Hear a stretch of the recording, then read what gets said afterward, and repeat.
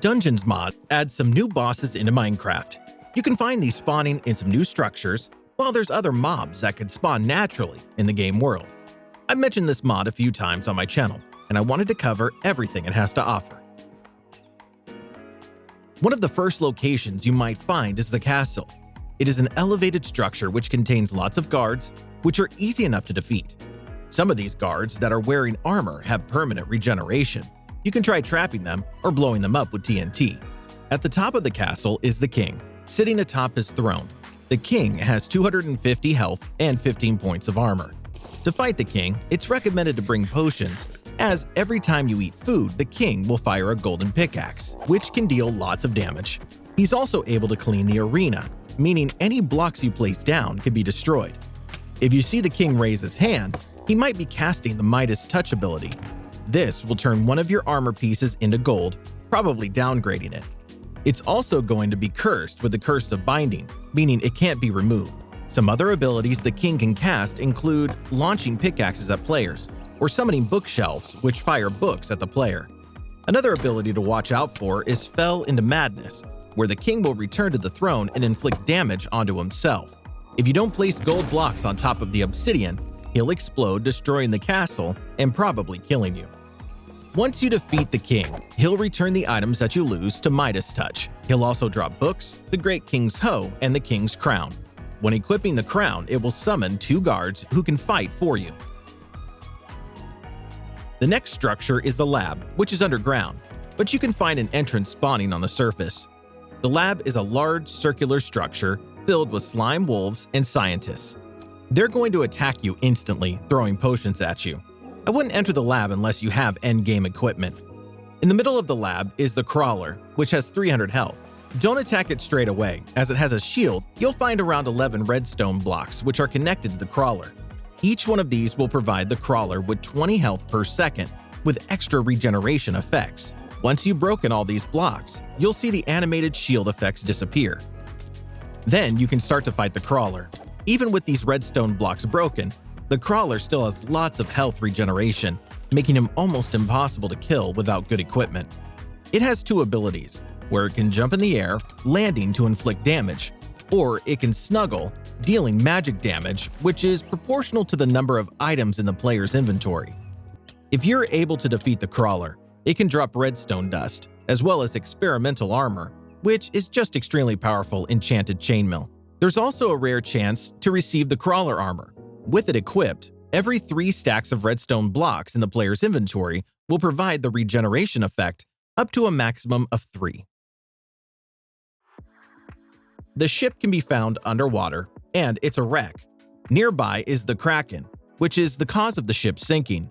It's a large, squid-like creature with multiple tentacles. There's definitely a strategy for defeating this boss, and it starts by breaking each tentacle, as each one has its own hitbox. This fight is difficult in the water, so it might be worth sniping from a distance with a bow and arrow or a trident. For every tentacle that the Kraken has, it will regenerate 1 health per second. While it has tentacles, it will also launch you into the air on every 3rd attack and apply the hunger and nausea effects. It mostly drops Kraken tentacles, which can be cooked and eaten to give the strength effects. Once you've killed it, make sure to search the ship for loot too. In the desert, you might find the house, which is a very inconspicuous looking building. Inside is a staircase which leads you to the deserted. It has 150 health and shouldn't be too difficult to defeat. For its main attack, the deserted will launch fireballs at the player, which only has a 1-second cooldown. Don't try to attack this boss with fire. If the deserted takes fire damage, then it will gain 75% damage resistance for the next 5 seconds, and heals for double the amount. Instead, soak the deserted with water.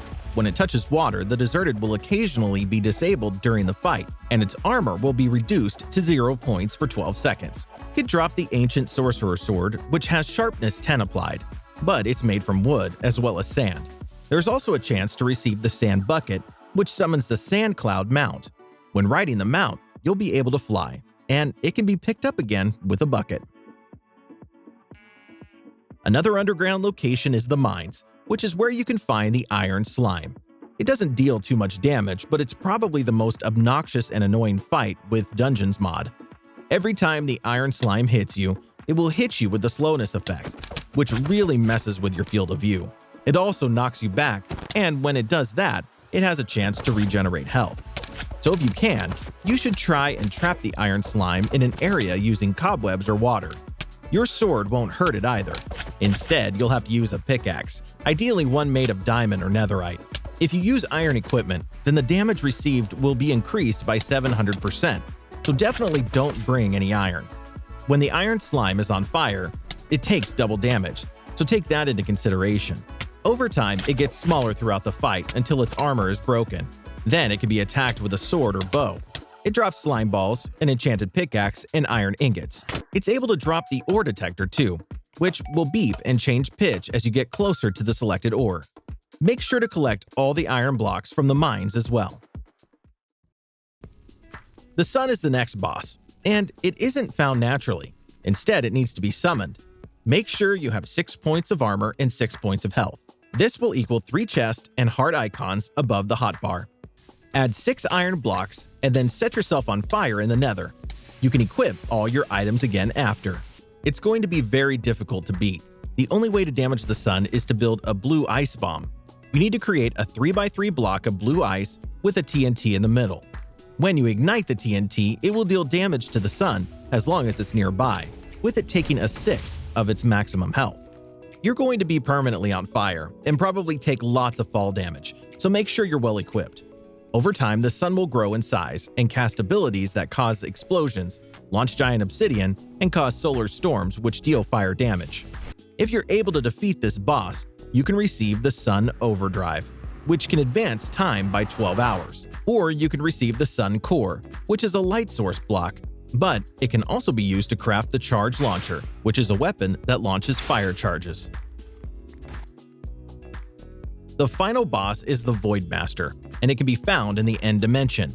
It spawns inside the Origin, a large structure found in the outer end. To locate the structure, try finding a sewer in the overworld. They spawn near bedrock.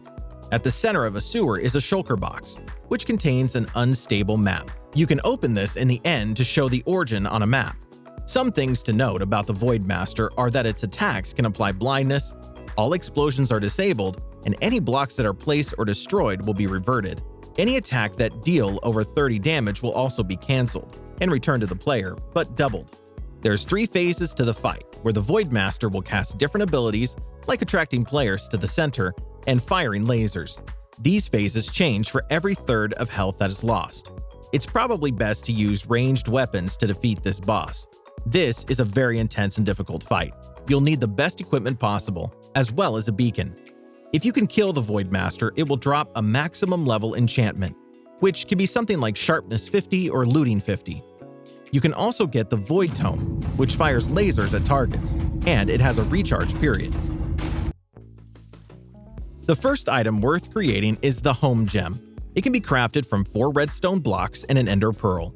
Home gems can be linked to beds and will allow you to teleport home, which is useful as most of these dungeons are going to be really far from your base. The back pergamine can be purchased from the traveler. After dying, you can use it to teleport to your death location to receive all your stuff, as long as it's within 1 minute of dying. So it's a good idea to keep some of these stored. If the gold bone is in your inventory, then each time a tamed wolf dies, it will be resurrected at the cost of the bone.